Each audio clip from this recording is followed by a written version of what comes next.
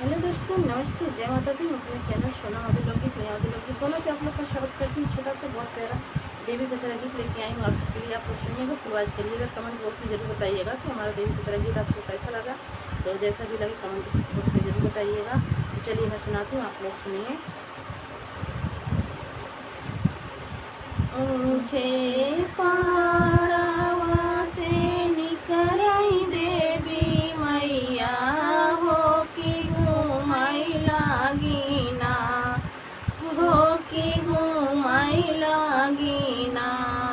हम मोरी गौआ के गलिया हो कि घूमई लागिना, कि मैया मोरी गौआ के गलिया हो कि घूमई लागिना। ऊंचे पहाड़वा से निकरई देवी मैया हो कि घूमई लागिना, हो कि घूमई लागिना। मैया मोरी गौआ के गलिया हो कि घूमई लागिना। घूमते घूमते मैया होई गई दोपहरिया हो कि छहाई बैठीना, हो छहाई बैठीना।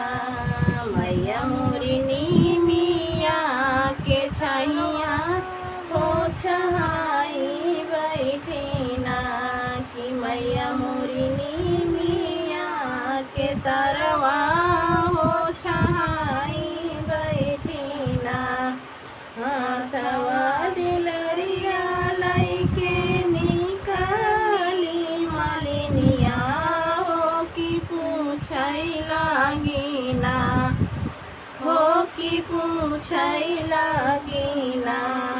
मैया पूछई लागिना।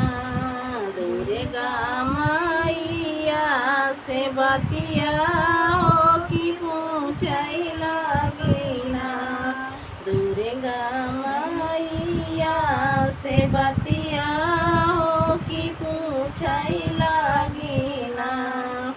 गलिया घूमते मालिन होई गई दोपहरिया हो कि कहीं ना देती ना, हो कि कहीं ना देती ना। मालिन हमारो सिंगरवा हो कि कहीं ना देती ना। मालिन हमारो सिंगरवा हो कि कहीं ना देती ना। फूलवा जे चुनी चुनी मालिन गजरा बनावे हो लगाई दियलीना, हो लगाई दियलीना। दुर्गा मैया के गजरवा हो लगाई दियलीना। दुर्गा मैया के गजरा हो लगाई दियलीना।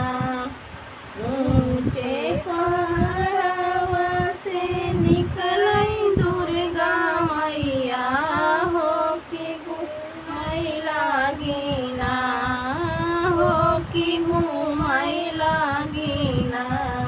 मैया मोरी गौआ की गलिया हो कि घूमई लागिना।